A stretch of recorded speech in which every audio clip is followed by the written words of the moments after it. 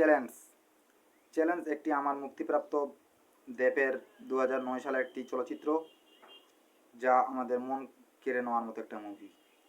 অভিনয় করেছিলেন দেব, শুভশ্রী গাঙ্গুলি অভিনয় করেছিলেন, রস দত্ত অভিনয় করেছিলেন, বিষ্ণু চক্রবর্তী, খারাস মুখার্জি, সুপ্রিয় দত্ত, লাবণী সরকার, তুলিকা বসু, দেবেন্দ্রনাথ এই মুভিতে অভিনয় করেছিলেন। মুক্তির তারিখ 20 মার্চ 2009, 1 ঘন্টা 40 মিনিট, দেশ ভারত ভাষা বাংলা। এই মুভিটি একটি কাহিনী, আমাদের মন কেড়ে নেওয়ার, মন ছুঁয়ে দেওয়ার মতো মুভি। সো গাইস, এই মুভিটি আবির কলেজের ভর্তি হয় এবং সেখানে এক নিঠুর ব্যবসায়ী মেয়ের পূজার সাথে তার পরিচয় হয়।